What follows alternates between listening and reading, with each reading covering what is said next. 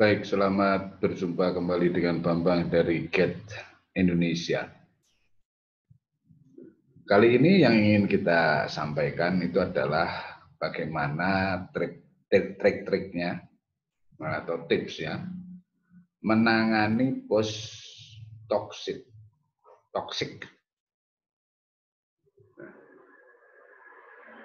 Bos yang toksik ini yang racun. Apa bedanya dengan difficult people? Kalau difficult people itu kadang-kadang dia normal, tapi karena ada tekanan, karena ada stres, karena ada tuntutan, maka dia jadi sulit. Tapi orang yang toksik ini orang yang sudah teracuni. Jadi memang tabiat aslinya itu ya ngaco ya, kasar. Kasar, senangannya membuli, gitu, merendahkan orang. Ya, kalau ngomong juga bentak-bentak, itu toksik gitu. Nah, bagaimana menangani bos yang toksik ini? Secara umum harusnya ya ganti bos. Jadi kan terpaksa kadang-kadang kan kita harus kerja sama orang-orang yang kayak gitu toh. Nah, jadi kita harus punya akal juga. Oke, berikut ini adalah ada 6 hal ya yang bisa kita pakai atau kita bisa pertimbangkan untuk menangani bos yang toksik, yang racun itu. Yang pertama adalah pindahkan fokus kita ini dari perilakunya bos ya, ke pekerjaan. Jadi perhatian kita itu jangan ke kelakuannya, tapi ke tugas kita. Misalnya tugas kita ya harus menyelesaikan pekerjaan, ya itu aja. Nggak usah pikirin bosnya mau gila apa nggak gila. Nah, karena kalau kita fokusnya pada kelakuan bosnya, wah kita udah sakit hati duluan itu. Nah, kita harus ke pekerjaan. Yang kedua itu adalah memahami masalah bully. Ya. Yang namanya bully itu adalah perilaku ataupun kata-kata yang merendahkan, tapi sebatas kata-kata. Ya. Jadi ekspresi muka, kata-kata, tunjuk-tunjuk, tapi tidak melukai atau tidak menyerang. Itu namanya bully. Ya. Karena kalau sudah menyerang, memukul dan sebagainya, itu sudah kriminal, itu bukan bully lagi. Jadi itu sudah jadi ranah tindak kriminal.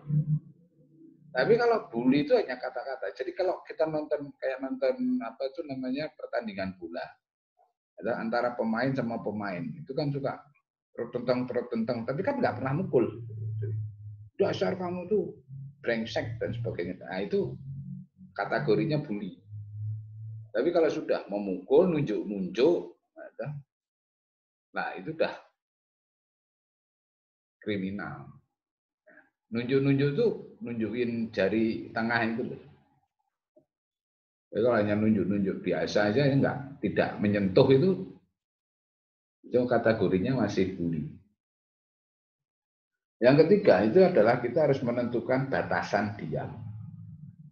Artinya batasan toleransinya kita ini sampai seberapa. Ya.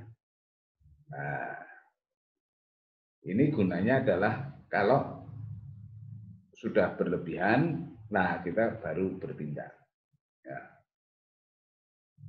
Jadi tidak lagi mentoleransi. Jadi ini menentukan batasan toleransi. Yang keempat, karena bullying itu kaitannya itu adalah dengan verbal. Nah, tentukan batasan verbal. Ya, artinya mana yang bullying, mana yang merendahkan, menghina, ataupun mengata-ngatai, mana yang sudah melakukan atau sudah masuk ke ranah pelecehan ataupun ini perbuatan yang tidak menyenangkan atau penghinaan. Nah, itu kita sendiri itu yang harus menentukan batasan. Ya, artinya kita ini tersinggungnya sampai di batas apa. Misalnya kalau kita akan marah sekali atau saya sudah tidak terima kalau itu sudah menyangkut misalnya orang tua saya, gitu. Nah, itu berarti atau agama saya, ya, itu berarti sudah batasnya. Nah, yang kelima itu adalah kita harus membuat jaringan. Ya, artinya kita harus punya jaringan yang sesama, ada yang bisa apa namanya, bisa kan gini. Dalam organisasi itu kan suka saling pengaruh mempengaruhi.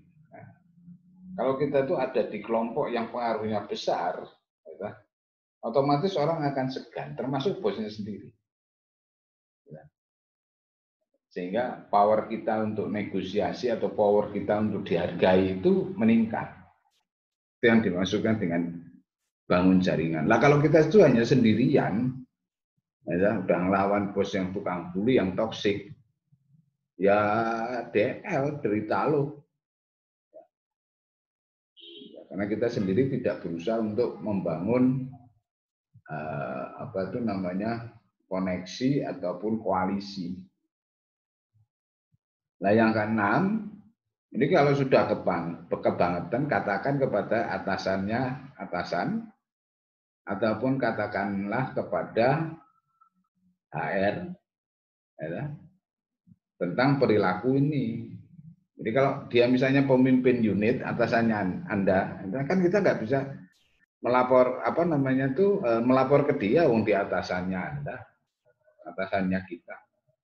Jadi kita harus loncat satu langkah itu. Jadi melaporkannya itu adalah kepada atasannya, bosnya kita itu. Nah kalau dia top, ya kalau sudah kebangetan tinggal tanya kepada guard-nya Anda, tanya kepada keberaniannya Anda, ya tanya kepada hatinya Anda, apakah masih bisa ditoleransi atau keluar. Nah, mudah-mudahan kalau atasan dan HR itu bisa membantu akan lebih baik. Jadi itu yang bisa saya sampaikan, mudah-mudahan bermanfaat dan terima kasih.